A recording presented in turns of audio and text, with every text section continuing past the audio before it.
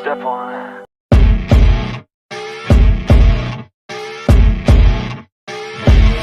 As you wake up in the morning, you want to find the latest, greatest information about criminal cases and have an intuitive conversation about the suspects associated with these cases.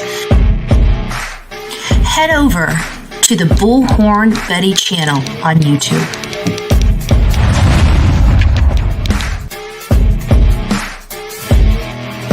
Get breaking news right here on the Bullhorn Betty channel.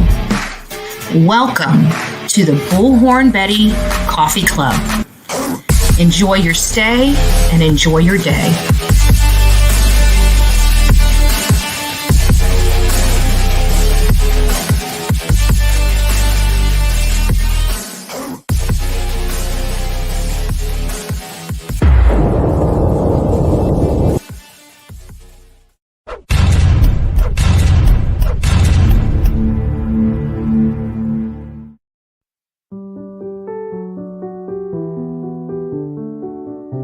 Tom, it's just a tough subject. A recent study by Brown University showed that nearly 450 children are killed each year by their parents. My daughters were picked up on a Friday by their father to spend the weekend, and that night he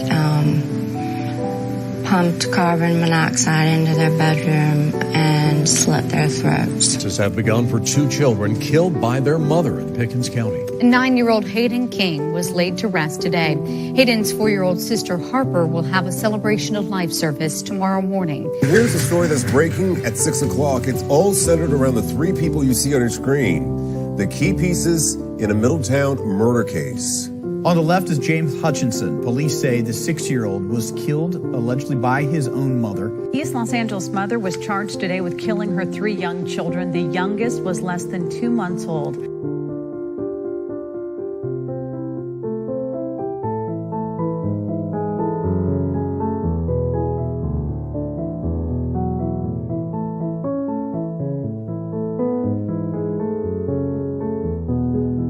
At 6 with breaking news.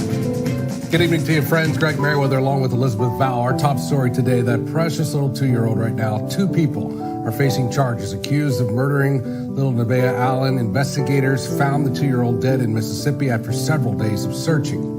One of those blamed in her death, the girl's mother, Lania Cardwell.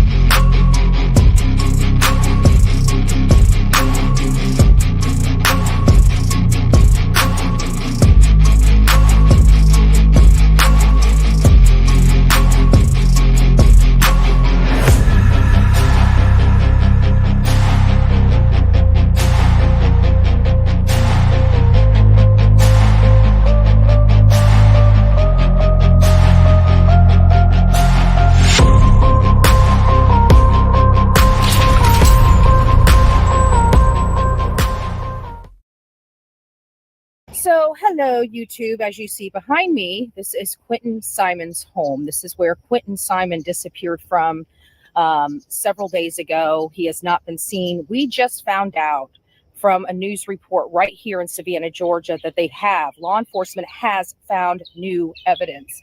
New evidence can be a number of things, from information related to the disappearance. It can be digital evidence. It could be a number of things, text messages, phone calls, the tracking services we have on Google and other places. They believe that there is something definitely happened here. We watched just the other day them tape up the windows. I am confident that they did luminol testing inside this very home. We also found out Daniel, the boyfriend to Leilani, the stepfather, so to speak, for Quinton Simon, is no longer staying at this residence.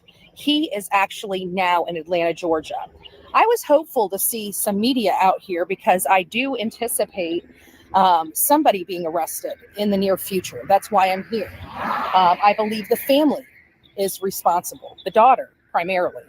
I believe it was negligent of the grandmother to leave these children with the daughter that she just took the children from. But as you see right now, Bullhorn Betty is in front of this house. And as you see here, there is plenty of places for me to set up my chairs, my tents, my signs, everything. So again, we're here at Quinton Simon's home. Not sure what we're going to do yet, but I am here right now, and I do plan on doing something to help this boy out.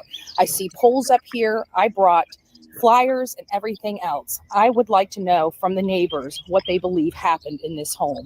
Apparently, from what we're hearing, this place here was a hot mess. There's neighbors that saw these children out here unattended, playing. And I've got to say, this road, for me standing on it, people drive very fast. This is a dangerous road, especially for a 20-month-old child that's unattended. But again, we are now live in front of Quinton Simon's home. I will be reporting from here most of the day as I make my rotations to find out what truly happened. God bless us. You know, this is all because of you guys, the Coffee Club, the Bullhorn Betty channel. We're able to report right from here, and I'm going to be here. I want to see Leilani come out in handcuffs. I really believe the grandma should come out in handcuffs. These children should have never been left with Leilani or Daniel, for that matter. I am friends now with the babysitter, so hopefully maybe today she'll be willing to talk to me.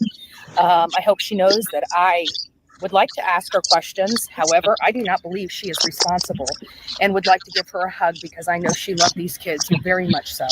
But again, reporting in front of Quinton Simon's home today, 535 Buckhalter Road in Savannah, Georgia. God bless you guys. So there we have it. The story of Baby Q happens on October. I don't remember even what day this was. I posted this up. It was from 2 years ago. And the date was October 12th, 2022. Y'all, I'm Bullhorn Betty. This is the Bullhorn Betty Show. And we have a great commentary coming to you from somebody that was inside the courtroom and has been inside the courtroom, covering this case of Baby Q and what has been going on inside the courtroom. Before we get started, before I bring the guest on up, I did want to speak to everybody because I know everybody's very curious. There has been a federal filing that has been filed in Pennsylvania against 52 content creators to get them to stop their nonsense, their coordinated efforts and things of that nature. Everybody can go and read it. Because I am part of the active litigation until I have information that I can share with all of you, I am going to keep my mouth shut about this. This is a very serious case. I understand that there are people that don't believe it's very serious. What they've done is what we've been saying they've been doing for quite a long time. And it's finally come to the point where it's gotten so big and they've caused so much damage that we had no choice but to bring a federal lawsuit, a RICO lawsuit against them and their coordinator enterprise. And that's really what all I'm going to be saying at this moment about the case.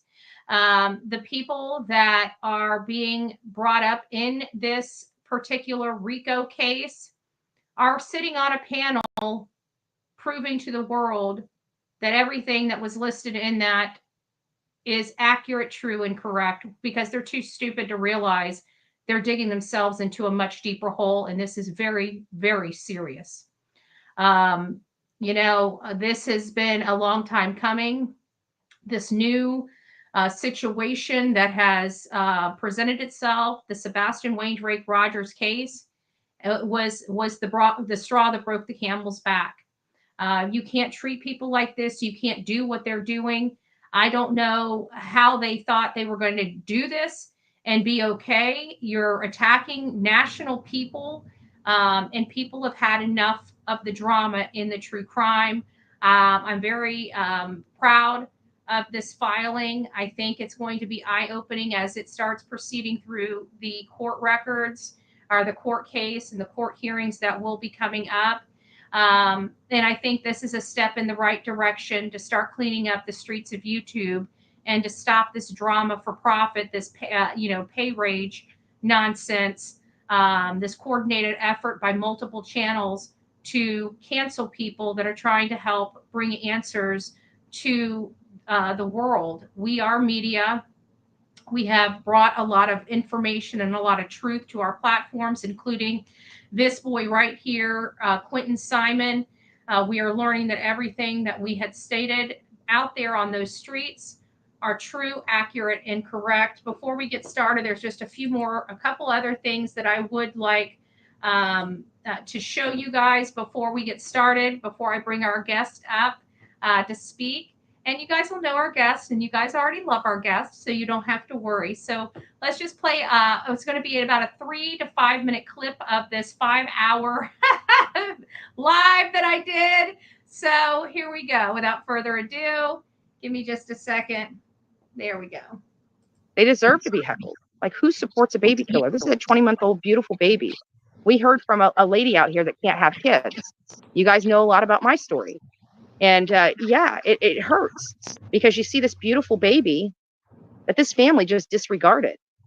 They didn't care. They didn't care he was being assaulted. They didn't care he was being abused. They didn't care he was being endangered watching his mother do drugs and the atrocities that come along with that. You know, again, if she's beating on Zane and she's beating on Quinton, she's got a 4-month-old baby in her custody, or had a 4-month-old baby in her custody. That baby can't speak. What did that baby?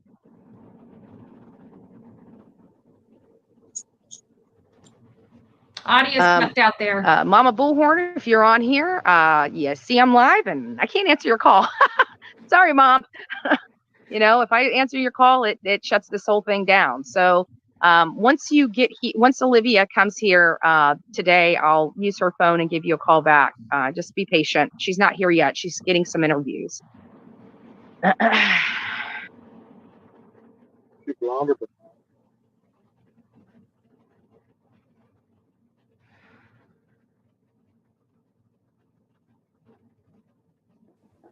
Guys, I think Leilani just left in a car. I really do. In the back seat, and that's when I saw her. So she doesn't want to hear my mouth. I'm sure she's watching. You know, you threw your child away like garbage. You know, they're out there searching for your son, which is now a bag of bones. Had maggots all over him, tons of trash on his head. You know, I want you to see that. When you close your eyes, Billy Joe, Leilani, people that are helping, when you close your eyes at night, I want you to see that image. I want you to see that image because that's wholly sad. That's wholly sad. You know, we're out here representing for a 20-month-old child that lost his life. So hardly the brouhaha everybody made it out to be. That's the environment we were in prior to the hate channels getting involved. It was calm, cool, collective. We were just out there to wait for the handcuffs to come that never came because of a crap chief of police in Chatham County that doesn't believe that baby killers should be behind bars, but rather be able to have parties, drink, do their drugs, and sleep in their own bed comfortably while the great men and women of blue are out in the in the landfill searching for bags of bones that hold this young boy right here. This is baby Q. That memorial behind me in that video, I stood in front of and cried. I'm very proud of the work, even the crap, the nonsense that the hate channels brought to that case as well was on full display as we fought hard for this child to lock his mother, I move out of the way, to lock his mother, Leilani Simon, up, which is now in trial. So without further ado, I'm going to go ahead and bring up our guest. Hopefully our guest is ready. Well, hello there, beautiful. How you doing? Hi, Andrew. How are you? I am doing very, very well. Can everybody hear the real Me Too on? Oops, I'm going the wrong way. On the channel here, everybody can hear her well. Perfect. So everybody knows the real Me Too. She's one of our beautiful mods. She was actually out here, boots on the ground with me every single day. We were out there advocating for this boy and asking the tough questions. Why are the people helping her that are helping her? Why are they trying to lie for her? They were trying to downplay the significance of what happened to this boy. They were getting drunk. They were doing drugs. They were partying while law enforcement was out in a landfill looking for the crushed remains of a 20-month-old little boy. Karen, what happened? Describe to me when you showed up to court for the first day that you were there.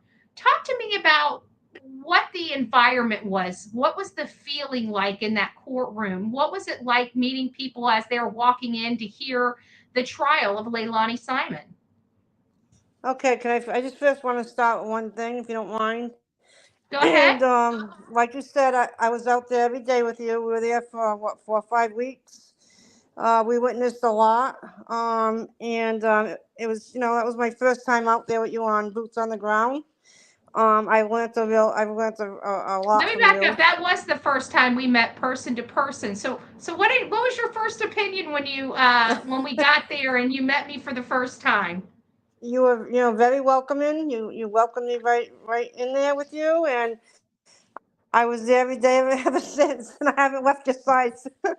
I'm No, by your you side all the haven't. You way. have not. No, Yeah. So keep but going. Sorry, didn't mean to interrupt you. no, that's okay. No, we were out there, and what people don't understand is the things that you say. You know, um, many people are skeptical all the time, and I found out what the truth is. And people did come up to Andra and Dolly. We were there with Dolly too. He came in, and it's amazing the people that will come up and pull you to the side and talk to you off camera and tell you things that they don't want to tell law enforcement because they don't trust them.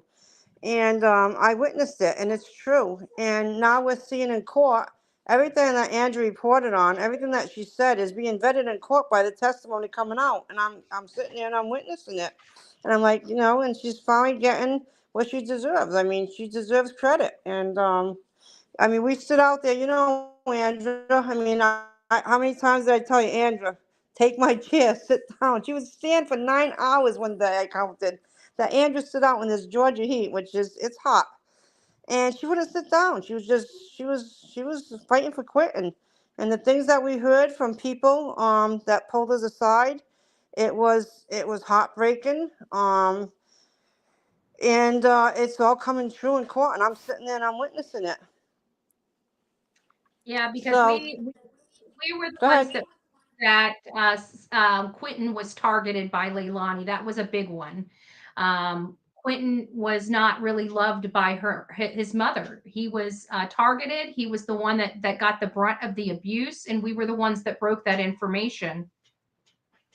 Yes, we also we started them. There was one lady ahead of us who started, I believe, if I'm not mistaken, Andrew, was a balloon. And then we went out and we started purchasing stuff and putting the memorial together. And it was a beautiful, beautiful memorial. And then the family stole it from us. So we started one at Along the with our baby. signs. Yep, with the signs. We had to start one at the babysitter's, which is a sweetheart. She welcomed welcomed us in her home. We prayed with her. Almost She made, daily, almost yep, every day. It was either in the every, morning or in the evening. yep. We Yes. always did circle with everybody and prayed. She made us food. She brought us hot chocolate. She was a sweetheart. And Don't forget those hot Quentin, meat sandwiches. Those hot meat yeah. sandwiches. That turkey sandwich. I don't know what she does with her turkey, but boy, it's some good turkey. Yeah, I didn't have any, but she is a good cook. She's always cooking Oh, on it was her shows. so good. Yeah, but she's a sweetheart, and Quentin really loved her. Quentin felt safe. He felt loved. He got the attention there that he should have been getting from his mom, which he didn't get. And she was, thank God Quentin had her for his, the short period that he did have her, because they were so good to him, But going to the walking into the courthouse that first day, and as you know, Andrew, we've covered Alec Murdoch. We were in the hearings for that, and you and I know that you hear things in the hallways, you see things during the breaks when the cameras are off, and if you're not there, it's hard to understand, but you do hear and learn a lot. And my first reaction when the jurors walked in, Leilani, I think, kind of reality hit her, because she did shed a few tears. And the jurors came in, they sat down, and especially there's this one he's the youngest juror on there, and he sits closest to where I am at the end. So I always have my eyes on these certain jurors that I can see very well. And they just looked at her. They really checked her out. And this guy has not stopped staring at her. He really watches her more than most of them, because most of them don't really pay too much attention to her, actually. But the jury's made up of half of them are probably say 50 and above. And then the other ones I say around 30s, mid 30s to down to I think that kid's in his early 20s. He looks very young. 5 of them do not take any notes at all. I don't know if they're alternates or not, but they just don't take any notes. They don't even bring it. They don't have the notepad. And the other ones, especially this young kid, there's a good 5 of them that are taking notes constantly, if not a few more. But she tries to do eye contact with them. For the most part, they don't give her eye contact back, But yeah, I think reality hit her that day, and from what I've seen, that I've been there every day, she hasn't shed a tear since. Yeah, that was one thing that I noticed throughout this proceeding. I think the one thing that hit me the hardest watching it, because we planned to be there together for the last year, and all this stuff just prevented me from being able to be there with you. And one of the hardest things for me watching, this trial from where I'm sitting is the skulls and the bones and the foot. I was shaken seeing that from where I was standing. It was making me tear up, and to see her so dried-eyed and being able to look at the remains of her child as the the paleontologist is talking about having to remove the tissue off the bone. That really that bothered me to my core. And to see her there and just so straight face, no remorse, no pain. Here I am, I don't even know this boy. And to hear these details makes me hurt inside about this 20-month-old boy that I did not know. And here his mother is on the trial for her life and was not fazed one bit. No, absolutely not. And the thing with her is she still has that, I always call the cold as ice, the coldest person I've ever encountered. I did go face to face with her at one time. We were there at the time that she came. It was the day that they had the chairs out in the front yard. They stole the signs and they were taunting us. And I had that sign made where like your shirt that you And end up why were making. they taunting us? They were instructed by some hate channels. Oh yes, it was the hate channels. There was nothing up. They had in their windows the hate channel's name plastered all over every window across the front of the house. Nothing with Quinton's name. Nothing. They had nothing with Quinton. They never searched for Quinton. They never went looking for Quinton. They never asked for any help for Quinton. And in fact, they continue. Hold on. That's contentious because we deal with that a lot in these cases when we have parents that aren't being forthcoming about the disappearance of their child. This is not, obviously this is not the first time we're dealing with somebody with lack of remorse, failing to go search, failing to act like their child matters. I mean, this is something we see when parents are or have culpability or responsibility in the disappearance of a child. Sorry, go ahead. I wanted to point that out. I don't even know where I was at. You were Yeah, talking about, yeah, go ahead. her remorse.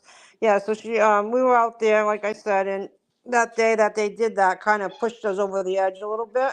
It pushed me over the edge that day because I was so upset. I mean that they were playing games, you know what I mean? They were just taunting us in front of that house. And she came underneath that little rope that they put up, and she went to speak to the dirty old neighbor that we had fun with him, and he was either grumpy or he was He was nice. nasty at first, but we bought Yeah. him water and some Yeah. McDonald's, and he Oh yeah. he kind of gelled up a little bit. Yeah. Once we started feeding him, he did pretty good. But Yeah. and that's when I held the sign up in front of her, that sign that says, "Mommy, why wasn't I good enough?" And when she see me in court the first day, I just eyeballed her eye to eye, and she just stared at me, and she turned around a few times, and she stared back. So I don't know if she remembers. I'm not sure. But I mean, I just give her the eye back, you know. But what I did, Andrew, was I wrote some stuff down so I don't lose track, and I just made some topics. So one of them I got is Leilani's behavior in court. And what she does is off camera, she's joking, she's laughing. She tries to when she comes into court, I don't know if it's on camera, but when she comes into court, she smiles at the judge and says hi to the judge. She tries to interact with the guards, like like this joking little giggy thing that she does, giggling. And they don't even have any expression on their face when she does that.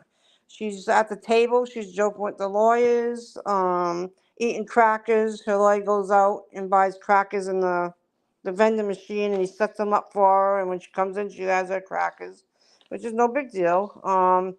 But this is a game to her, and she still puts it in her head like I don't know if she actually believes she didn't do it, or she's just never gonna admit it. She's just never one of them people that will never admit to what she did. You know. And so her behavior is odd. It's not remorseful. It's not tearful. It's not looking for answers because she knows where the answers lie.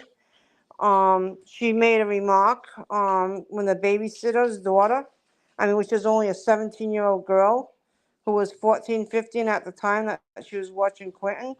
And she called her an effing liar, you know what I mean? And the judge actually talked to her about it today. And so that's how she's behaving. She does look at the jurors.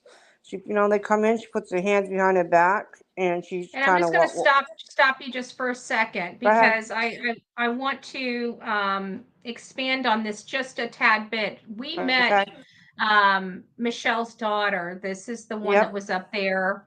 And she's the one, I got to tell you, whenever you tell the truth, you tell the truth the same way each and every time. Nothing changes. Okay. I can tell you that the conversation I had with that young girl and when she was on that stand, not a whole lot has changed in her story. I can tell you that. Actually, nothing has changed in her story from what information was relayed to us at one point in time. Michelle's family was an integral part of us being able to release some information out to the public. And then the others came from a lot of the other neighbors that chose to talk to us as well. Her daughter was deeply affected by baby Q's untimely disappearance, and moreover, his untimely death. It did affect her greatly. Yes, and she's still affected. She was hysterical afterwards. She now, like I said, being boots on the ground and boots in the courthouse, I see the witnesses. I know who the witnesses are that are coming up because you go in the hallway and they're out there. So I know who's getting called and who's next. And then I've seen her out there afterwards. I talked to Michelle. That's what name she likes to go by, the babysitter today. She said to say hello. And the daughter was really traumatized. I think she'll be traumatized for life. Michelle, I don't know if people realize that Michelle's family she's very family oriented. They're very close religious, very traditional family too. Yes, and they're very, very close. Michelle did have that vigil, that I went to Yep. when she had that, and it happened to be the day that they found Quinton. That I believe was the day that they found Quinton. That vigil happened to be. It just happened to fall that way. But that's the way Leilani acts in court. And when Danny came on the stand, I'm gonna get to Danny later, but I'm just staying on Leilani for a minute. When he came into court, you could see where she still wanted revenge against him. She still wanted to punish him. When he walked out the first day, which she's never done with any other witness, she turned right around in a chair and she just stared at. He never did eye contact with her. He never gave her the satisfaction, and she just stared him down. So that's her behavior is not any different than what we saw on the scene outside the house.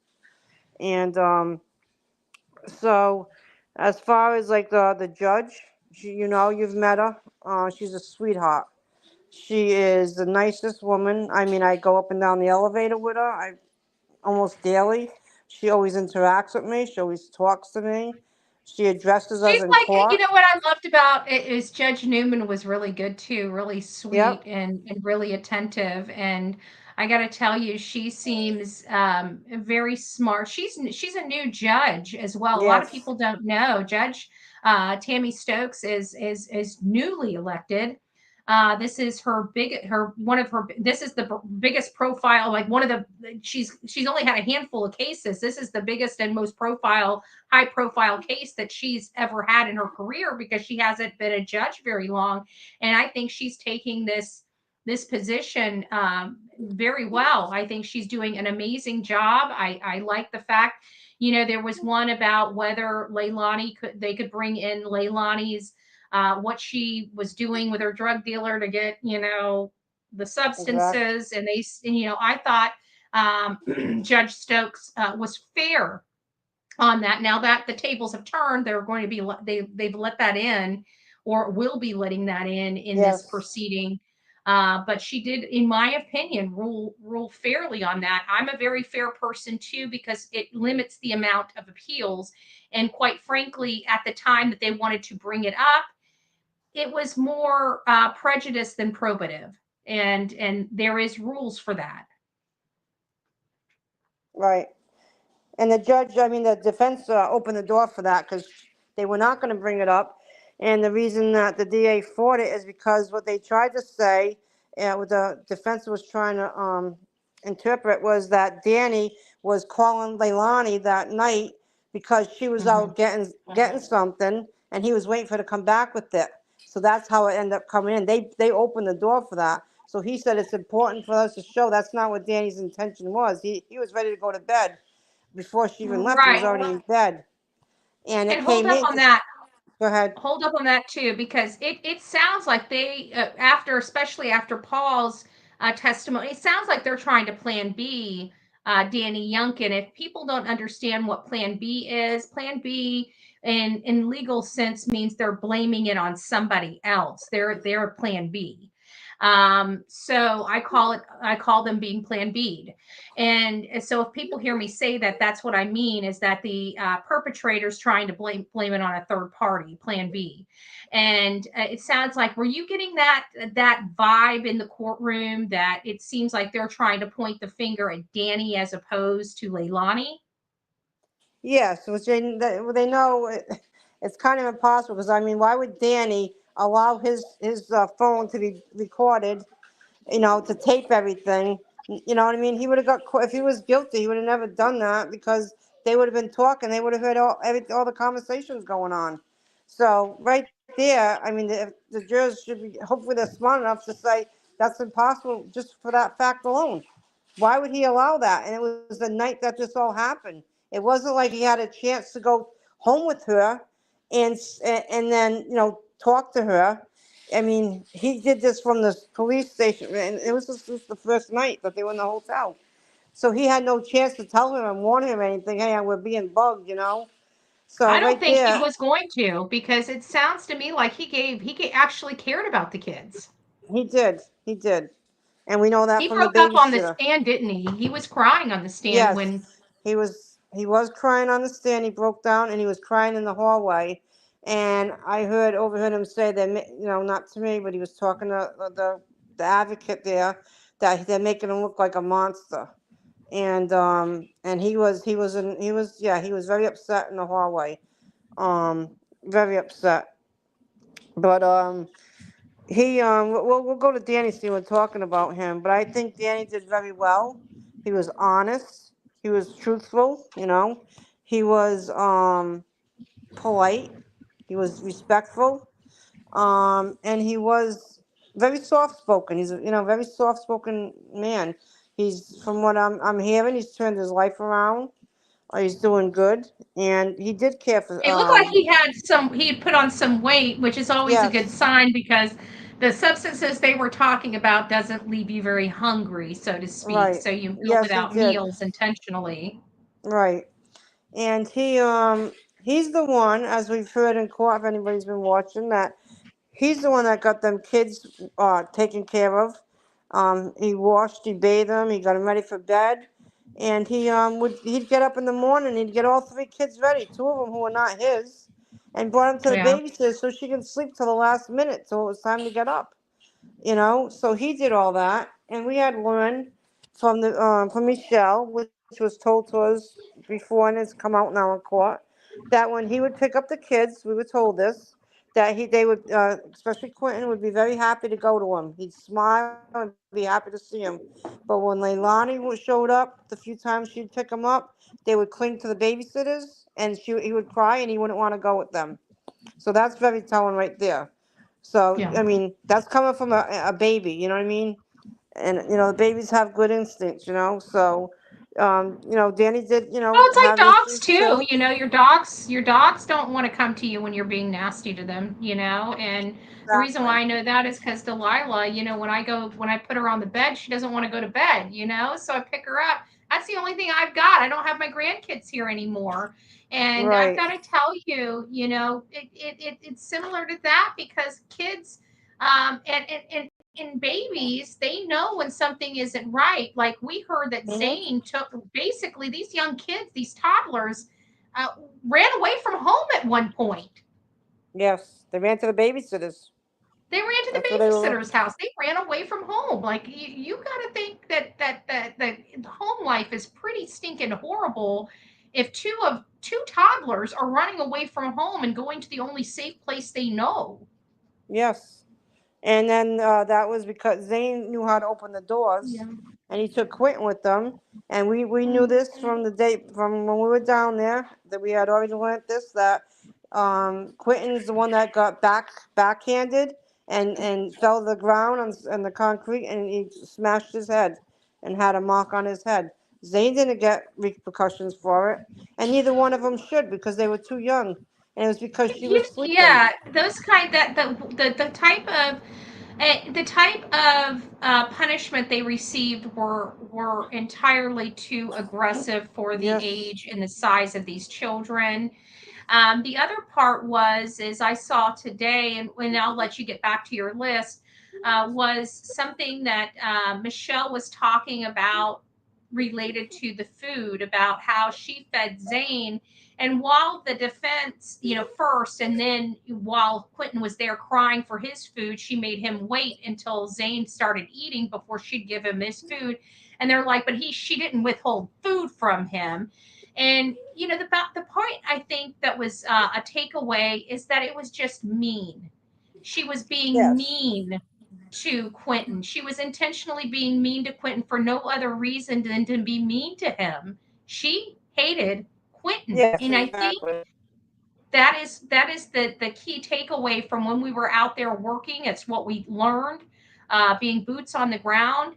And I think it's what's being solidified in this court hearing. So I apologize again go ahead. No, that's okay. I know, I appreciate you helping me out. No, that alone, that bothered me a lot, because it was intentional. I mean, you can open a bag of food and split it in half at the same time and feed both your children. Yep. She wanted Quinton to suffer. She wanted to give Zane the food for us, and I don't know if it came to the point where whatever was left, Quinton got it. But there was no need for that behavior. And like I said, Michelle's a very good mother. She's a grandmother. And she knew that was wrong, and she knew why she was doing it. You know, she called her right in court a shitty mother, which she was a Yeah. shitty mother. You know what I mean? She was an abusive, she's a murderer. She Yep. murdered her Yeah. son. Yes, she And we're did. just waiting for the jury to deliberate and give her that flag. Maybe we're a little too soon, but we were out there, and I believe that the state is right on these charges and right with everything that they're presenting. House murder. So, well, see, you brought up the DA. We'll talk about the DA a little bit. To be honest with you, and I've told you this before, I went to all the hearings, and I didn't care for him. And let me bring up one point about the judge before I jump on the DA. That as we know, because you were at hearings with me too, that the DA and the defense attorneys, neither one wanted this trial to be live. And thank God the Judge Stokes, she put it out there against both of their wishes. You know, the judge is the one that allowed this trial to go live because the DA did not want it. So she did do that. But as far as the DA, at first I told you many times, I don't know if you remember, that I didn't like him. I don't feel like he had the fight in it. I just didn't care for him. And I turned totally around. This guy is so nice. He came up to me, he asked me my name, goes, "You've been at all these hearings. I've never introduced myself." He says, "I never asked you who you were." And and very nice guy. And he's doing a good job. I think he's doing a very thorough job. I think he's going in the right order of the way he's putting things out there. He's not aggressive. He's not angry. He doesn't put things out in a nasty way. He's Right. doing a great He's not job. a bullhorn So Betty. yeah, he's not a bullhorn Betty. And as far as we'll go on the defense attorneys. The lawyer Hillard, he's a nice guy actually. I don't talk too much. I say hi to the other guy, but the attorney Hillard's more he'll interact with you. He's friendly. His wife actually sits with us on the prosecution And side. you're talking about the defense side right now. Yes, And right, yes, am I correct on that? Now, yes. one of the things that really was a major turn off for us in the Alec Murdaugh case was the defense attorneys. They were very, very hostile and very aggressive right out the gate, in my opinion. Right, they were. And this is a much different vibe. It seems like everybody's working together. They're tough when they need to be, but they're not Right. disrespectful. Are you No, they're getting not that too vibe? bad. I mean, Mhm. They've yes. got a job to do, of The only course. way, right, they're doing their job. I think he's doing. I mean, he has to be a little, edgy, but I don't think he's over. I don't think he's gone overboard. And as far as the defense and the prosecution, they both chat. They're both very friendly with each other. They get along. They help each other out. During breaks, they're in there talking with each other about their daily lives. They all seem to know each other. They chat with the judge. So they it seems to be he's doing his job. I think when some of the other evidence gets deeper, he might have to be a little more aggressive. But that is his job. So, but they do get along very, very, very well Mhm. together. You know, Yeah. and that's as far as that's what I'm witnessing. In the courthouse, that kind of stuff. As far as Paul testifying, well, I don't think any of his testimony should be taken for fact of anything because he's just. I mean, first of all, he didn't know anything that happened. He was upstairs, didn't hear anything. He didn't see anything, but he did try to go to his sister's cave by bashing Danny. We saw that. And when he left the room, he told his sister that he loved her, and she replied back to him. I mean, he had some That's funny what I moments thought. with That's what I him. thought she got in trouble for mumbling because I heard the judge say something about her communicating with the witnesses and that she cannot communicate with anybody but her attorney. So the judge did nip that in the bud. That was because when the babysitter's daughter left the stand, she called her an effing liar. And that's why she got the dog. Yeah, the the DA brought it up today in court, and the judge, spoke to her about that. But she's just here. Well, I mean, we witnessed how she was. We seen her outside the house, and she's the same way. She's when it's anything that the testimony she don't like, she's in her lawyer's ears, and a lot of times they're putting their hand up and they're stopping it because they're trying to pay attention, and they're like, stop, She's a little closer with the attorney to her left. She seems a little bit, chatty with Well, it him seems more like than because he's always there. He's always the one. Are you talking about the bald one or the older guy? the younger one, Okay. listen to me, Attorney Hillard. Okay. Yes. So she's Because I see chatty her with him. talking to the older guy, and I thought it was because he just happens to be sitting at the table most. Yeah, he's shut it down a few times. He puts his hand up, doesn't want to hear it, But she's more chatty with the other one. He's the other guy with the younger one is the one that buys her crackers during break, and he sets them up on the table for her to have. But as far as the witnesses, what stood out to me so far, obviously the evidence, the interviews, which I had already seen during the hearings, so I knew it was coming in. As you could see, what she does in the hearings is she's just very combative. She's not in there hysterical because Quinton's missing. She's in there hysterical because when you think about it, this is hours into when everything happened. It wasn't like, some cases where the child's missing, they don't report it for a month or two and they have all that time. This was like, in the heat of the moment, she had just done this. And you got to realize what she was doing. She was using that night, so she's coming down off this stuff, and she's having to deal with this. And she was just very combative in that in them interviews. Let And me when ask it you was something.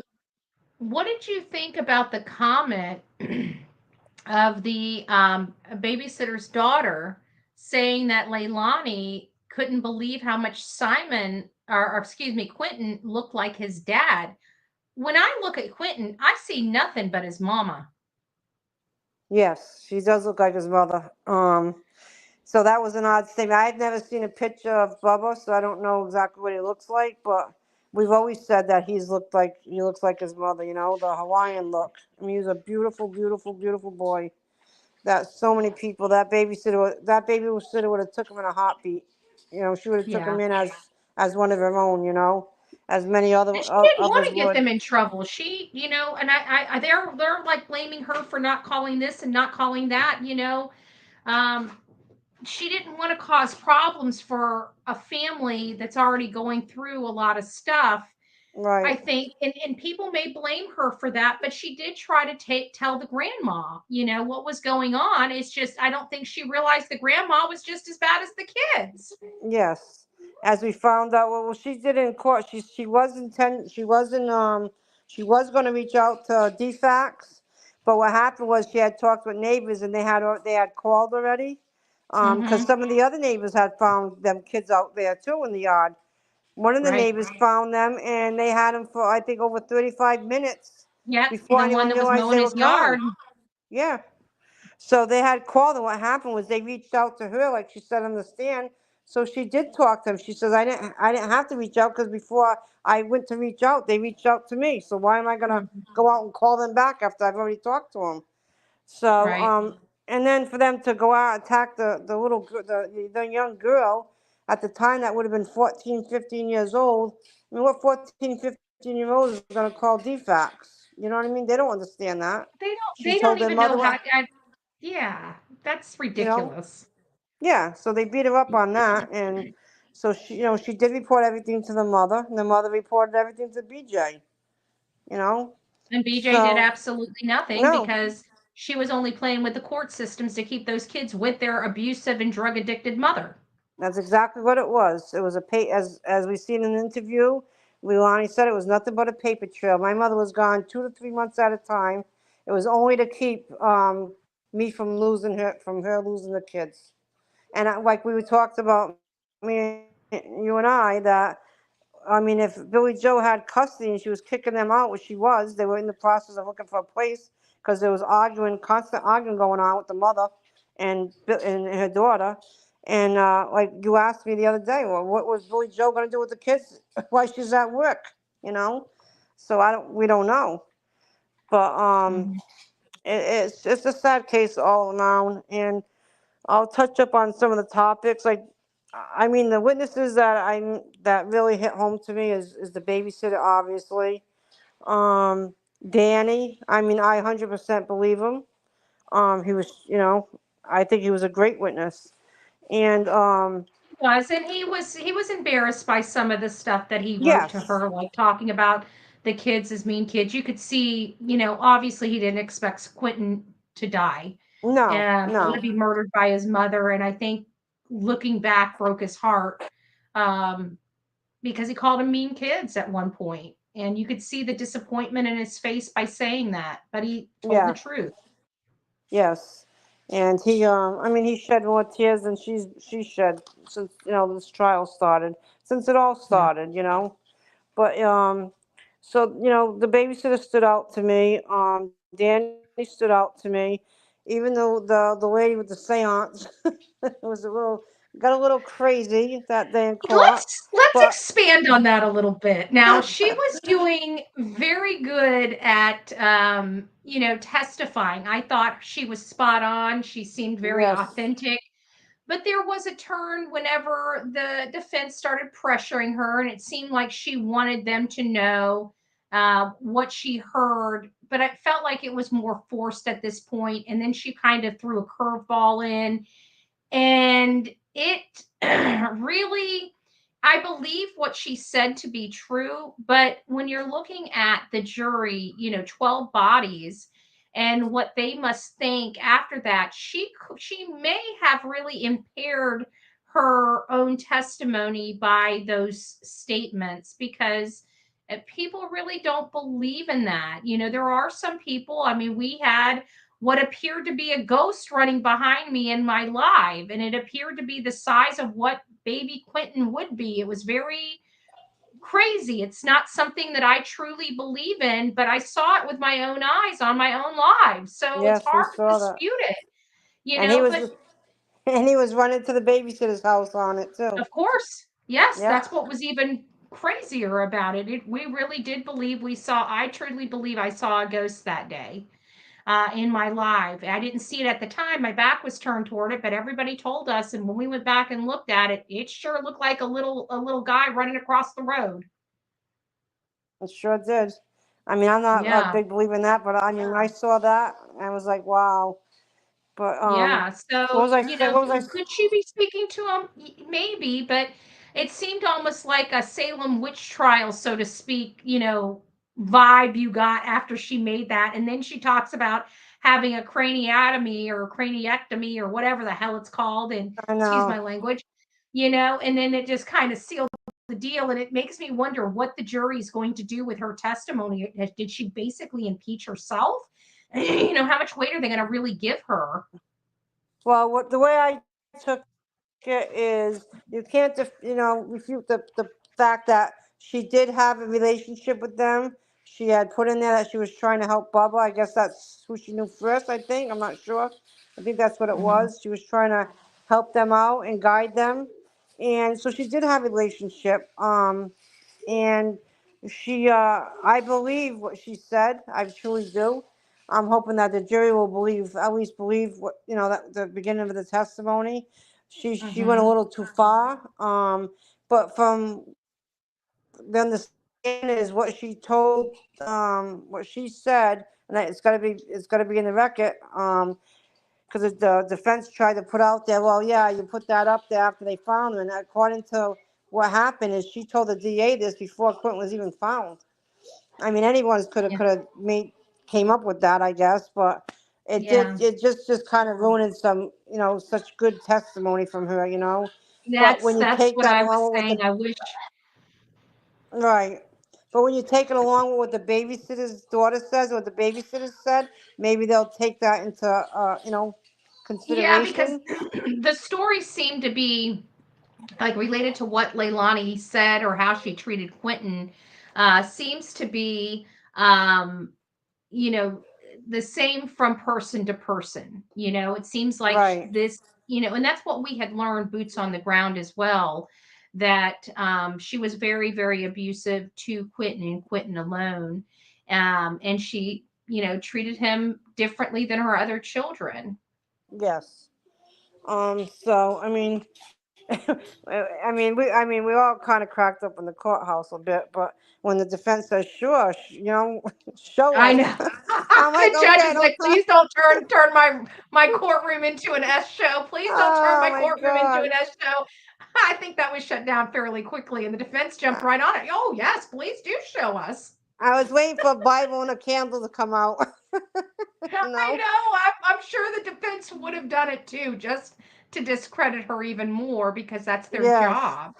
When he says, "Yeah, please do show us," and then the Hmm. poor thing, she went out of that courtroom and she stood in that hallway. When I say hysterical, she was hysterical. She says they Hmm. made a fool out of me. They're making a fool out of me. I think what should have been done, which the DA didn't do, is when the defense says, "Oh, you want her prosecuted. You want you're here for justice for Quinn," and she said, "Yeah." So when the DA went back up, what he Hmm. should have done is says, "Okay, you are here for Quentin. And would you come in live for And she probably would have came back. I would have said no. What I said was true. It might have I helped a little think bit. the downfall was is the DA knew that that was the whole craniotomy and the whole candle and Bible thing. He knew that that was going to come up. He should have gotten he when he had her on the stand, he should have addressed it on the stand so the defense didn't have an opportunity to address it. In my Right, opinion, I think that he should have just stepped up to the plate and did that because it by him not doing that, it felt like he was holding stuff back right. Well, just a little bit. I don't think he expected her to go on. I mean, it's bad enough what she said with the seance thing. That was bad enough. But I mean, Well, that's to why be honest, they do it is to control it. If they right, have control over the conversation, then it's a little better where they can say asked and answered. You know what I'm saying? That type of right. thing. And he would But have it's had much more control over what came out of her mouth and how much. The right, defense would have let her talk all day long about her, doing a candle in a Bible just to discredit her, where right. the DA could have controlled that a little more. Just my opinion, but they probably thought maybe it wouldn't come up at all, but it did. Well, the defense knew that was in the report. But what Yeah. pushed it over a little too much was if she would have stopped at the seance, but she went on further and talked about the surgery, where the brain comes off. And right there and then is like, oh, did you have to keep talking, Couldn't you just stop Yeah. there? So, I mean, as far as the jurors, I'd say there's got to be at least that I can see 3 that are good Christian people in there that might, Hmm. be the type that would, say, I believe what she said. So, I mean, I believe what she said. I really do. I believe what, she knew them. She talked to them. And we know that the statements that she said have been, verified by the babysitters. So, Yeah. I mean, but that was quite the witness, I'll tell you. And Yeah. I'll tell you some of the things that have really stuck out to me. And one of them, I mean, I literally got chills, Andrew, and we've talked about it, is because as you know, the stuff that you do and cover, when people, not just in like unalive cases, it could be anything like as a child, okay, you borrowed your parents' car and you got into a fender bender and you're gonna lie about it. What do you do in cases like this? Is what you do is you have to have some truth to base off the lies from it. So you have to have some kind of story. So what they do is they'll take a story and then the lies come around it, but you're gonna get truth in there all the time. You know this. We've Hmm. seen it. And the things that like Leilani said, like for one, that I literally got chills in that courtroom, and I hope the jurors pick up on. I was hoping the DA would have said something. Is when she was in the interview and they're pressuring her, like something you did something to your child, something happened, and they tried to do the accident thing to make it easier for her to come to admit to it. And she comes out and says, no, no, no, my son had color in his face and he was warm to the touch. Now, right there tells me, you know, right Something there, that concerned her to reach in there to check him. exactly. So he didn't have any color and he was cold. Now this is nighttime. He's in bed. The lights ain't all on, you know. So I got that, gave me the chills. And then, as you see in the interviews, what she's doing is she's trying to drill them. Well, if anything happened to my son, it happened after I got back, because she had to get going for that Oragel, because we know that's not where she went. She has to get that out there because, if anything happened, he was still alive when I came back. It didn't happen then. So she's trying to distance herself from that park where she dumped him. So that stuck with me too. And then she did make a statement. I don't know if anybody caught it. That she told the detective, the main one, Detective Lemon, the blonde one that's there working with the DA, that how am I supposed to go back home now? Because now she says I only have 2 kids to go home to now. And this is the night. This is only hours into him being missing. And she's already like, that to me, that's a big statement. I only That's a have 2 big kids one for me. left. That would be a big one for me too. Yeah, Yep. because you're talking about it almost implying, and we gotta, she didn't give a whole lot of interviews either, so we didn't have really an opportunity to preview whether she was using a lot of past tenses or anything like that. But we do have one that Shay did. I wish Shay would have asked her point blank, did you do something with your child? That was a very Yeah. big point for me, and she didn't. So I was a little disappointed, but Shay still has to come into her own. She's still a young reporter, very nice, Right. very sweet. She wants to, that was a big interview for her. So she did good. I always wonder if there was terms on that interview too. Like There they were, gave her there were, terms. there Yeah. were. I that's what I thought too. Because I heard Um. that from Brett Buffington. Brett told me that he believes Yep. that they had some type of agreement, but he said I would That's what still I always ask. felt. Well, Yeah. another thing that really upset me was the kids' sleeping arrangements and how the kids were put to bed. I mean, anybody that's a parent out there knows that a playing pack is not comfortable. That's good if you're outside or you have to go.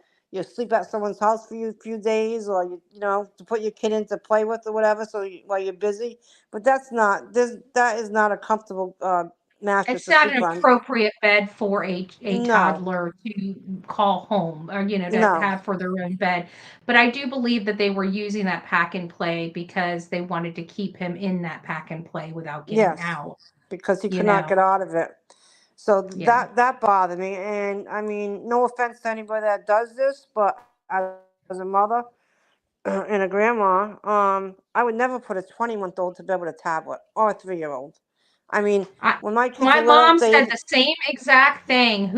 What 20-month-old it goes to bed with a tablet? Like, exactly. that's insane. Like, I don't know. It was throw him in that pack and play, give him his tablet, because he'd be quiet. They do what they wanted, she wanted to do, and then that bothered me. And then Sky went to sleep in a swing. That's how they put Sky to sleep. And then she slept on a couch. I mean, a 5-month-old, that kid could have rolled off and got into a lot of trouble during the night. We know that Leilani likes to sleep, and she sleeps hard. Mm-hmm. I don't understand why at least Billy Joe could not have provided proper bedding for them kids. And it's funny Mm-hmm. because upstairs, if you've seen an interview, there was a couple of cribs and a bed. So why didn't she Mm-hmm. give it to her daughter for them kids? That bothered me. The pillowcase stuck out to me. How he threw up on it, and she tried to say that was from Monday, which he passed. This all happened on a Wednesday. So you left Mm-hmm. vomit on a kid's pillowcase for him to sleep on for 2 nights. So that stuck out to me. No parent would do that. The I mean, the door, minute your child throws up, you're in there cleaning it up. of course, the door stuck out because as we learned that from Joe, who had the alarm system on his phone, and he shared it instantly with the police that day, that he gave them all the records of when them doors open and close. And she opened that door at 9:22 in the morning. That door was not open. She opened it before she called and started her little Quentin went missing thing. So that stuck out. Wouldn't let the babysitter even help her search her house. No, wouldn't let the babysitter go in the house and even help us search because she said he liked to play hide and seek. So, um, she just acts like she doesn't have a care in the world. And I'll go into my theory, Andrew, if you don't mind, and what I'm getting out of all this from not being there in the beginning and watching the trial, and is as we've seen, I mean, Leilani had a tough childhood. Can't take that from her. I think she was out there trying to get a man, someone that's going to take care of her, love her, and something she never had. But she went about it the wrong way. She trapped. I believe, in my opinion, she trapped these guys by getting pregnant. It didn't work with the first one. It didn't work with the second one, and it was not working with the third one. Danny was ready to get up and leave, but didn't want to leave his daughter because he knew that she was a shitty mother. So she spiraled. It got to the point, I mean, she was arguing with Billy Joe. She was getting evicted. She lost custody. I mean, obviously it was paperwork custody, if that's what you want to call it. She lost custody of them, and she was getting thrown out. So she was spiraling to the fact point where she, what do you call it? Faked the suicide, because in my opinion that was fake. That was for attention. She put out that video, as we Yeah, that seen. was more for her boyfriend than it was for her children. Of course, that was no. To me, she had no intention of doing anything. It was just for attention. So she did that. She, as we seen in that recording that she did, she talked about Zane very fondly. And then, you would think, we're gonna go Zane. Okay, Quentin's the next one down in order. She'd address Quentin. No, she skipped Quentin, went right to Sky. Yeah. And then Quentin was the last one she talked about. And basically, I mean, I think she might have said she loved whatever and a few little things, but basically what her thing was, yeah, I want you to be a man too. And so he got little said about him during that. So she just spiraled. She was using, and she was just falling apart. And as we know that she blamed Quentin, because Quentin's father didn't want her to keep the baby when she got pregnant. He didn't believe it was his number one, and he didn't want him to keep him. And she stated that if she wouldn't have kept him, she probably would have, the relationship with him would have been fine. So that's where the hate came in from Quentin. She blamed Quentin for the relationship breaking up with Bubba. And yeah, but I heard that she didn't even, when Bubba and her split, she didn't even know she was pregnant.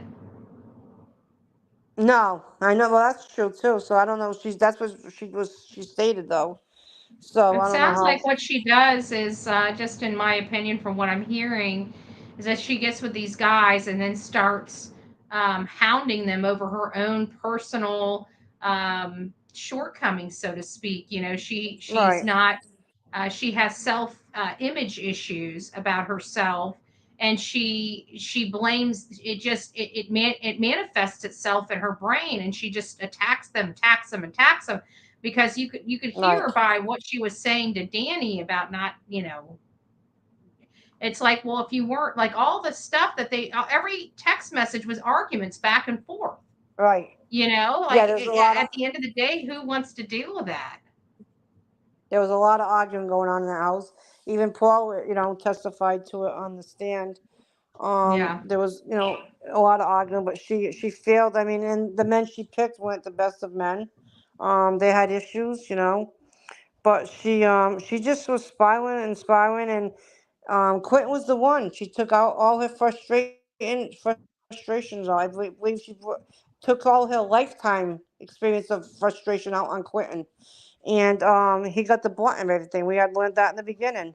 And that night, when she put him to bed, and she had other intentions on her mind that night to go out and do things, and she took that tablet away, and she even admitted she didn't want to admit. That's another thing. Like she tried to downplay, like he wasn't crying. He was blabbering or singing, and so he wasn't being annoying. And she just lost control. She did something to him, and it wasn't instant. He suffered, in my opinion, that he suffered, and she probably heard him throwing up because of the injury. He threw up in that playing pack, and I guess maybe she was worried, and she seen him, going down the tubes, and that's why I said that statement of him being warm to the touch and having color in his face when it was dark at night. I mean, she's not a mother that's gonna go look at Quinton, who she couldn't stand, and go and wipe his and touch his forehead like she's soothing him and feel that he's warm to the touch and has color. So that was a big thing to me. And then when she seen that he expired, she had to take action quick because, I mean, they were supposed to be up for work the next morning. Danny So she Danny had, was getting up. yeah. And she still And went to sleep and got her rest before she I called it in. that was my next thing. She still went to sleep. You know what I mean? And waited till she woke up the next morning. It just blows my mind. And she sits there in court with no remorse. She sits there with her little Oh, hold on. remarks. Somebody said something, and I do want to bring this up to you because there was one comment that was made, and Texas Life Julie just wrote, sitting in court, it seemed to me like she was just wanting attention from Danny, like she expected him to make eye contact, and he wouldn't. But it goes past just the trial aspect of this. There was a time when the FBI set up the hotel room, and she was like, you're interrogating me, why aren't you wanting to get be this team and go out and look for him, or something like to that effect. Like it's almost like she wanted him to be a partner with her for Quinton, to look for Quinton when she did this. Like she was really seeking Danny's attention in part, in my opinion. Could that be a motive behind this, to get Danny to worry and to be a partner to help her find her son? Oh, looks like Karen must have dropped off. She'll probably have to come in. It was probably her internet.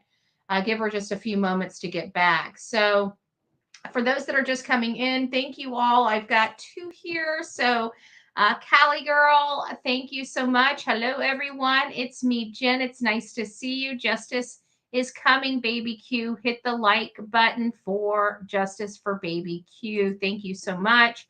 It's nice to see you. Don't know what happened. If we can't get her back on, we'll try to give her a call and see if it works that way. But we'll wait for her to hit the link again.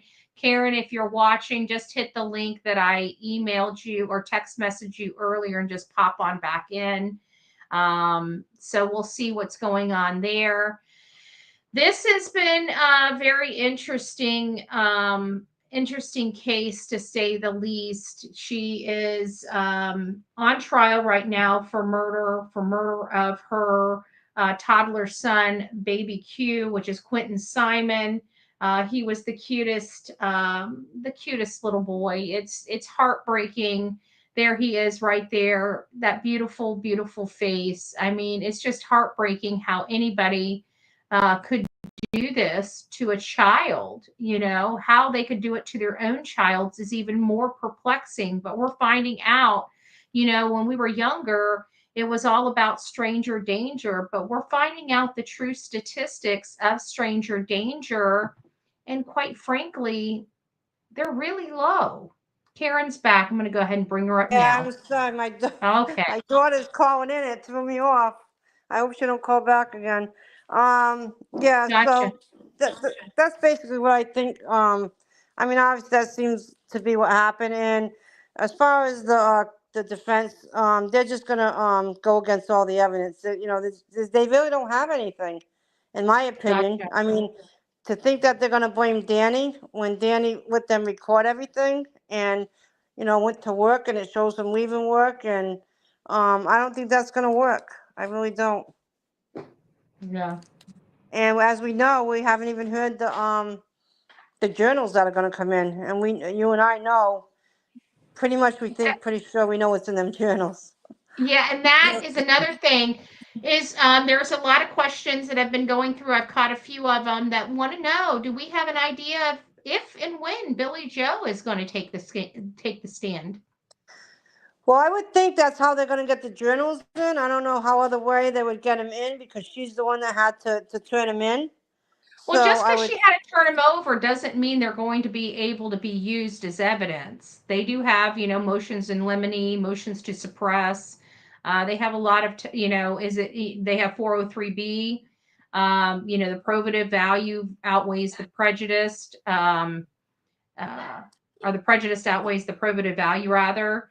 It's related to Leilani's journals. That's correct, Jen.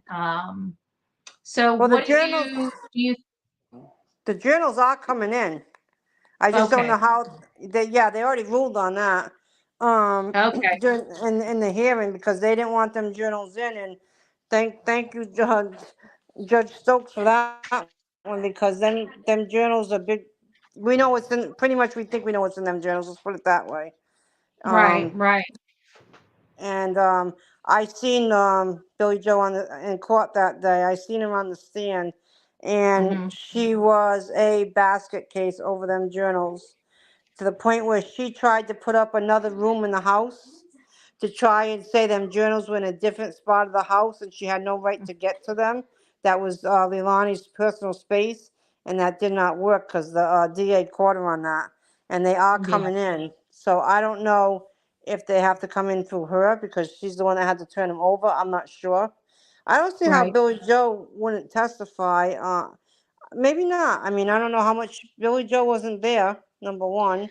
But she was the grandma that took custody of those kids just a Yes. few months prior to that. I mean, what, September 1st or September 9th, I something like that? heard, Just I think not even 30 days before this child was unalived. Grandma got custody. I actually been in court had custody for like Hold on, he's you're the one breaking that had up. to bring him Hold to the on, you're doctors. breaking up. You're breaking up. I couldn't hear anything you just said. You were robotic. Am I better? Yeah. Better now? Okay. Yeah. We heard that someone had stated somewhere in court that she had, I think it was through Lonnie, she had custody for longer than that. So I don't know because we did hear it wasn't much before this all happened. Yeah, I'm going off memory. I And could be but wrong. It may not have been September, but I, for whatever reason, thought it was September, just the month before. because I heard almost a year is what came Okay. out, and that because when they took Quinton to the doctor um, for his checkup, it was Billy Joe that had to bring him, and I think that's because she had custody of him, and Gotcha. Excuse me. yeah, so I would think they Okay. would bring him in because number one, it's her house. Mm-hmm. Number two, to maybe testify that things were not going good between the two of them, which is another thing that goes to her state of mind. Number three, that they were getting evicted, you know. And then there is a thing where she's on camera in the beginning saying she didn't believe her daughter. Her daughter's a liar and can't be trusted. And then Yeah, later on, I she remember that. she changed her tune and's been standing by her. So Yeah. I would think that they would call her. You know, Yeah. I'm almost certain they're gonna call her. Yeah. Yeah. All right. So, So, what's next on the list? well, Monday court starts at 10. They never tell us who's going to be coming up next. I only know because the next witnesses they're out in the hallway. So we'll take a Yeah. break, and the next witness will come out, and you'll see the two or three of them out in the hallway. So I always know who's coming up. Yeah. But as a matter of fact, the other day when that girl Misty came up, the DA, the defense attorney, they were asked. No, the judge says, "Well, who's your next attorney?" He goes, "Well, I really don't want to reveal that." So he doesn't give them any heads up, but you can tell by going out.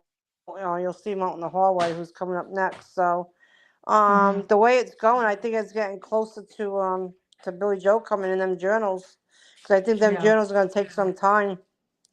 And my opinion is I don't think she's going to get on that stand. I don't know what your opinion would be, but you never know with her. I don't think Leilani's going to speak for herself. Her attorney's going to keep her off. She's lied too much to law enforcement. They're going to pick her apart, and it didn't help Alec Murdaugh No. at all.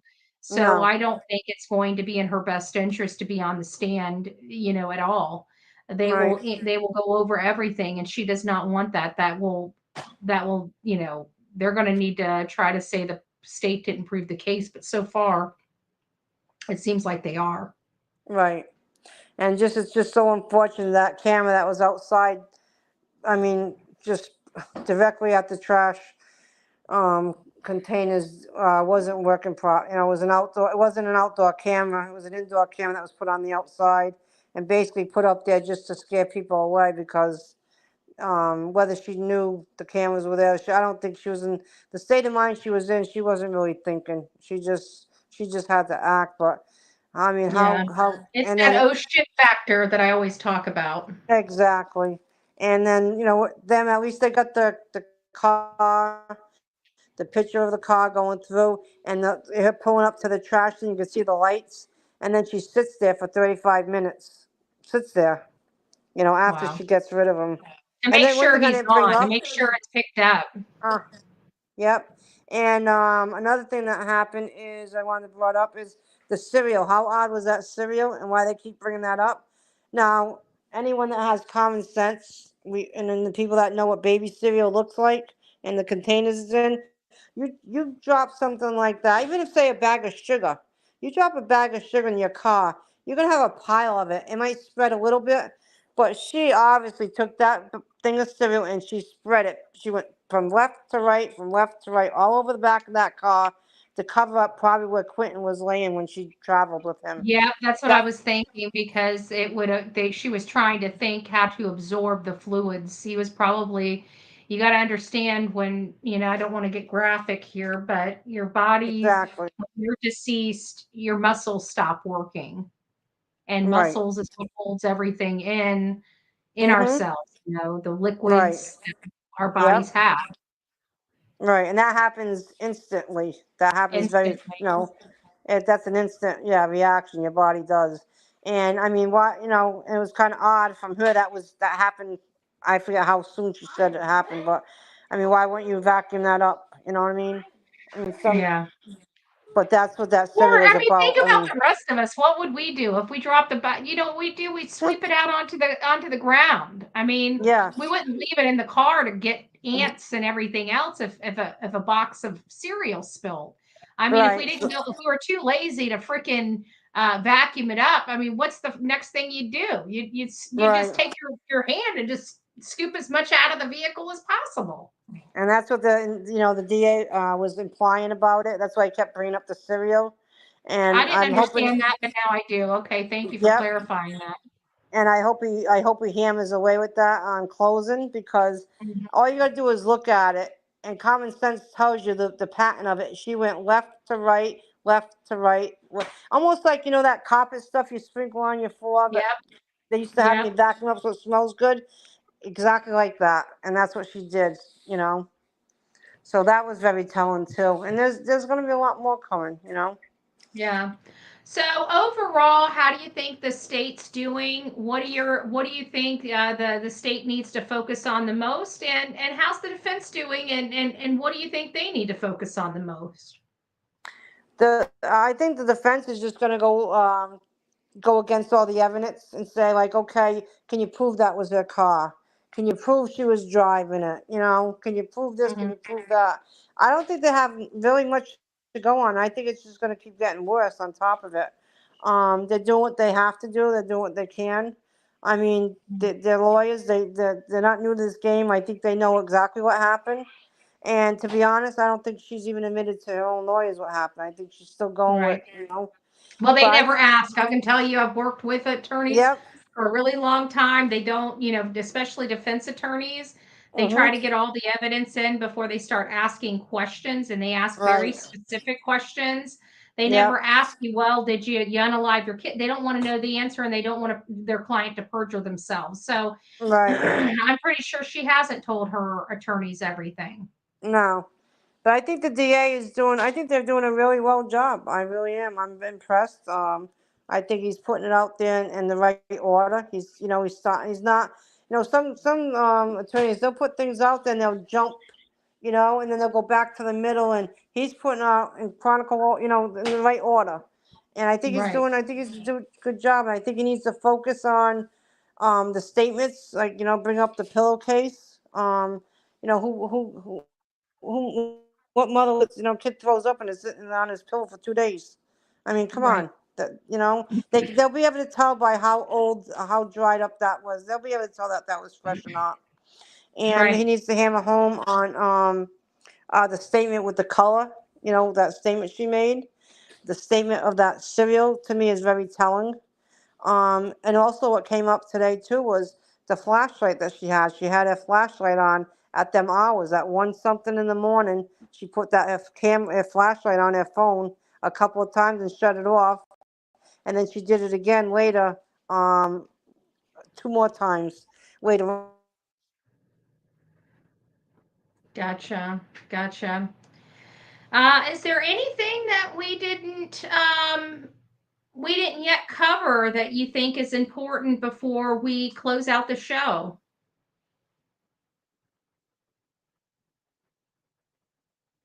Karen?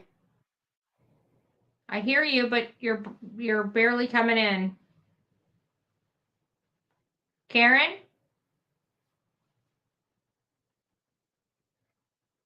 And I think they're doing a great job. Oh, there you are. Okay, you were gone for like a whole minute. I didn't even hear you. Boy. Yeah. So what did you say? The main takeaway? I said that the DA needs to focus on them statements that I mentioned, like his color and temperature, because that was, to me, that was like a bingo moment. I mean, I got the chills, Gotcha. and that hit me. Just focused on the babysitter statements, and just her life just spiraling. You know what I mean? She was just out of control. I mean, she was just her life was just dysfunctional. We always see a spiraling effect. We talk about it on the show, a life event that just has the spiraling effect. She was going through the custody change, going through the eviction. Her man that she wanted to pay attention to wasn't paying attention to her. She wasn't realizing it's because of all the drugs and her being gone all the time from the house, leaving him there to take care of everything. Just add dad, so to speak. And so there was just this spiraling event of, things going on in her life that was just bringing her down to her lowest point, which ultimately was taken out on a 20-month-old child. Yeah, and a child that she didn't care for. I mean, he's the one that took the brunt of all her issues, her lifetime issues. Just she had that child, and that's who caught the brunt of it. And they need to stick to that. That's their main thing. That's the reason why this happened. I mean, she could have went to any child in that room that night. You know what I mean? She came right out. That was another big statement is when she was not in the interview, when the interview wasn't being, they went in the room, the detectives, and they walked away. She was talking to someone outside that room, telling them that when she uses that stuff, that she becomes very impulsive and very angry and out of control. And she gets very, very, very angry, and she has no control over it. And that's what happened that night. And that's, that's what they need to stick to. And I believe that that's what they are sticking to that. And he's, I mean, I'm impressed because I didn't like him in the beginning. I didn't have any faith, and I mean, I've turned the tables right around on the DA. I really like the way he's doing and the work he's doing. Gotcha. Now let me ask you one question. Now that you're sitting in this courtroom and you were sitting out with me in front of Leilani's house, what are your thoughts about how we approach this case and how we discussed this case 2 years ago? You were spot on. And I mean, people, can you're going to get the people that will never give you credit for it. But hats off to you because you were spot on. You weren't lying. I mean, you worked your butt off. I mean, it was hot. It was very, very hot when we were out there. And I mean, I watched you 9 hours one day. I counted the hours and I begged you, Andrew, please sit down, please sit down. And you wouldn't sit down that day. You just were fighting for that baby from the second you got there. You were spot on. What you said was all truthful, and it's coming to light now. And it goes to show, it's being proven in court. Everything that you did is coming is what you said. And I just want to remind everybody, Bullhorn Betty didn't get a subpoena to appear. So clearly the work that I do does not affect these cases. And one other thing I want to say is it's 100% true because I was there. We didn't cause the drama. The drama came to us, and it was all the locals that were there. And I'd say, this, probably 3/4 of them didn't even have custody of their own kids. But they were out there, and it was a night crew, and they brought Well, all this and a drama. lot of those were speaking about the injustice of the system Right. too. Yeah, there One was lady some got of her kids taken for smoking pot, yet Yep. Leilani had her kids tested positive with much stronger Mhm. stuff, and she was able to walk out the hospital with them, and none of us Yeah. can figure out how. So they were very, very angry. And but I'll tell you what's really heartbreaking to me, Andrea, is I'm the only one that's been, well, I'm there for both of us, and I told you that because your circumstances, we know what they are, and which is very understandable. So I'm there on behalf of both of us, and not one of them has showed their face in that courtroom. It's, not one of them that was out there screaming and, causing ruckus that you got the blame for. Not that I mean, I was right there with them. I was like, good, go for it. You know what I mean? And Yeah, we actually the had to circus take a came to us. nighttime to go out there because we heard there were people Yes. protesters were being arrested, and we wanted to see because we were only there Arrested. until 5, and we went and did our own thing Right. at night and went to bed and got up the next morning to go out. But we were hearing some things Yep. were going on at night, and we decided to go And we out went there out at there. night, and it was pretty wild. I have Crazy. to say, definitely polar opposite of what was going on during the day. Yes, we weren't the ones that put the baby crying out there. We didn't do that. The circus came to us along with a clown that they sent to us, along Yep. with the one that put herself in a what was it, breathalyzer box she dressed up as, you know what I mean? Yeah. That Billy Joe allowed in her yard and caused all this ruckus, you know what I mean? That's what Billy Joe allowed. That's the people that they brought there and allowed this to happen. Yes. Some of us know who she is. I won't go and mention the name, but some of us do know who that was. Yeah. But the circus wasn't from us. It came to us, and you got the Yeah. blame for it, which was not Everything. right. Exactly. But you did All right. you did great, and it's coming out now in court that everything you said was truthful. Well, the real me too. I want to tell you thank you so much for being a trooper. Thank you for being by my side throughout all of this. And more importantly, thank you for being our eyes and ears inside that courtroom. This is not going to be the last time we're going to bring you up to talk about this case. Maybe next Friday. Hopefully it'll be getting close to wrapping up. We'll do another one and you can fill us in on what's going on and what we heard from this next week. Absolutely. I mean, he told me, I asked how long, they told me 2 to 3 weeks. So I'm hoping it doesn't go any further than that because, I'm hoping the 2 to 3 weeks is they're going to stick to that. But Yeah. no, you're a good friend of mine. I love you, and I always got your back. You know that. I love you too, my friend. Thank you so much for spending some time with us and explaining everything going on in the court. We appreciate it. No problem. I love it. So. All right, honey bunny. We'll call your daughter back and we'll chat soon. Okay. Bye, everybody. Bye. Don't forget to give your grandson a big old hug and a kiss from me. I'll say hi to Betty. Hi, Betty. Well, hey, honey. Have a fun night. Be home. Say have a good night. Have a good night, dear. Be cool and have Night, fun. night. Be good for grandma. Yeah, okay. I'll make sure to do that. All right, good night. All right. I'll talk to you later. Thank you. All right. Bye-bye. See, she loves you. All right, guys. So there is your catch up on catch up. Bullhorn Betty said catch up. No, I'm just joking. There's your update on what's going on behind the scenes there in the courtroom at the Leilani Simon trial. What has been heard and what is it all going to mean? I do absolutely believe that they're hitting a home run. The state is hitting a home run in this case. We'll see what kind of defense is put on by Leilani's attorneys. We haven't quite got there yet, but we are paying close attention to this case. This is one of the cases that we did a full-fledged investigative report, and it required our activism because the mother, she was on double probation. So this is what really got under my skin for this case here.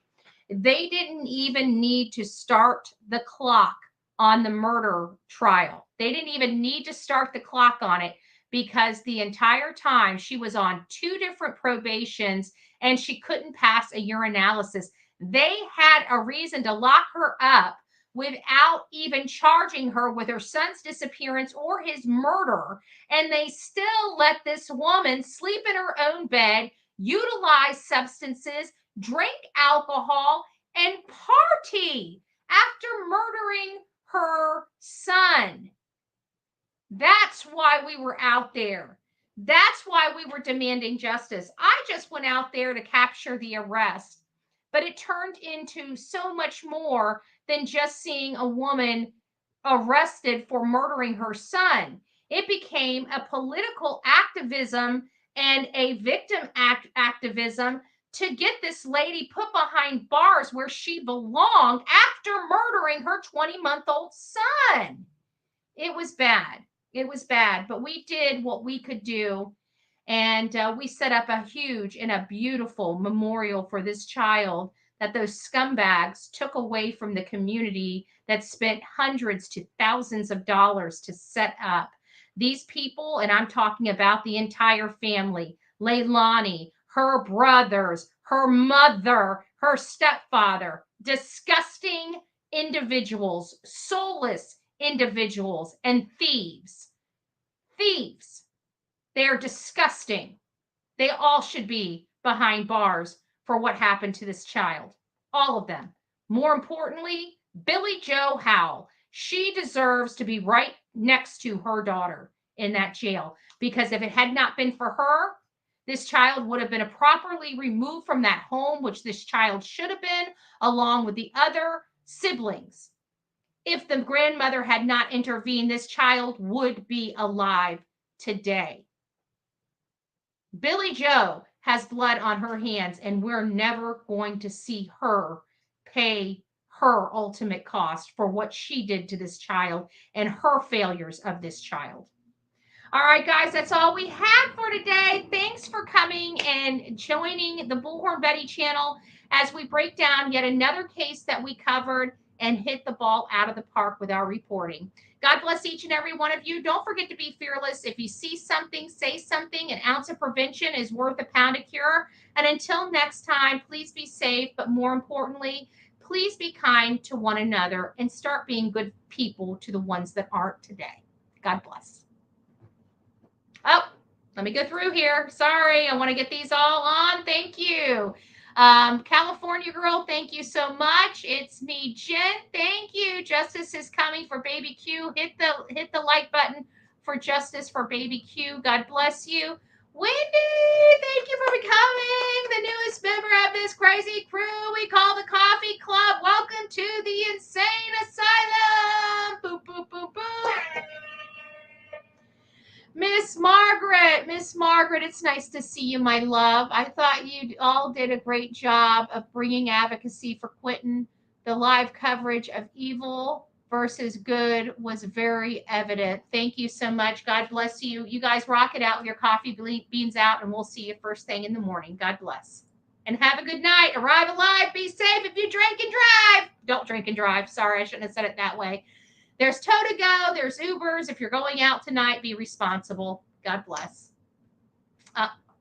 One other thing. There we go. Bye, guys. From the East Coast to the West Coast, we are everywhere true crime is. We are asking for the public's help. We are searching in the woods. We are doing what it takes here on the Bullhorn Betty channels to find answers to the most alarming cases we have been watching on the news. I can tell you personally that I have traveled this entire country seeking these answers and bringing that content right here to you here on the Bullhorn Betty channels and Bullhorn Betty Crime Stories. We are happy with the work that we've done. We brought many answers to the public, and we have defied mainstream media in our pursuit of the truth in these cases. We will continue to work, we will continue to fight for these victims, and we will continue to tell their stories here on my channels. Welcome to the Bullhorn Betty brand of channels and the Coffee Club. Thank you for your love, thank you for your support, and more importantly, thank you for allowing me to bring these victims' stories to each and every one of you, advocating for each of these victims. God bless you, God bless America, and more importantly, God bless our victims.